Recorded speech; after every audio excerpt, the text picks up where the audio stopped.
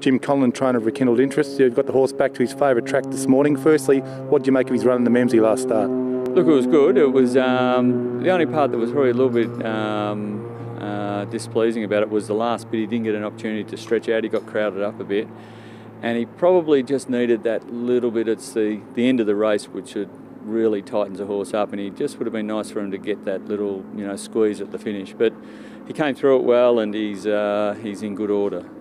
Damien Oliver takes the ride on Saturday. He worked the horse here this morning. What do you make of his work? It was excellent work. He always works well at the Valley, and it was probably as good a work as he put in here before he went to the Darto last year. He really has got a liking to this track. He really pings off the corners well. What do you put all that down to? No, I don't know why it is that, but you're right. He does. He loves the joint, and I don't know why he does, but he seems to get up to the turn. It's a bit like a velodrome, and he comes to the outside of them and just swoops down on them and hits the line very strong. I think the Strathair's a very forgiving track. Not that he has any real issues, but he seems to stretch out nicely on it. But he's got good form at other tracks, but his PBs are here. Now, we saw him work this morning. His work was good. He's going to run in the Darto on Saturday. Is the Cox Plate still his grand final?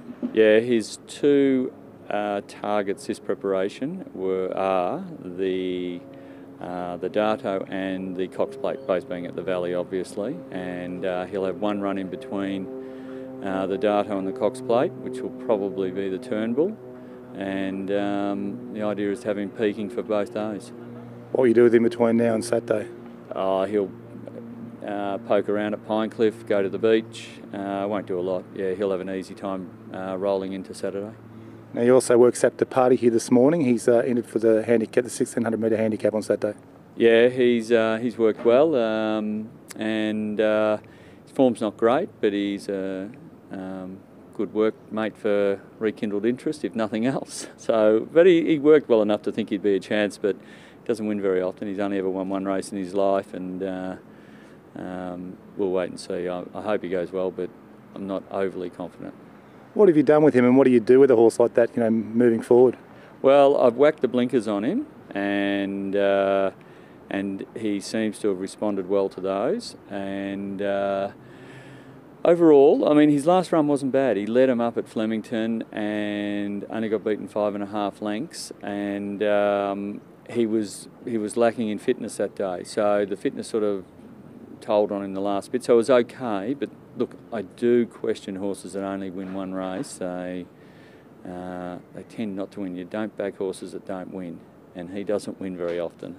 Another horse probably in a similar boat to that is Moonee Kanish. What's the future for him? Look, I'm quite happy with the way he's progressing. He ran first up here over a mile.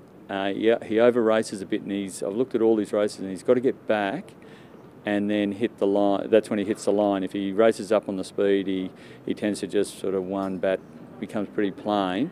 So I want to give him another mile race. I'll probably run him here as well on Saturday in the mile, which is too short for him, but it generates enough speed that you can get him back and get him to settle. So then when we step him out further, he's got the idea of settling in his races. What have you got in mind for him for the spring? No, I don't have any one race targeted. It is simply take him along, and there's plenty of good staying races. He's about 102 rating, so he can get into most races.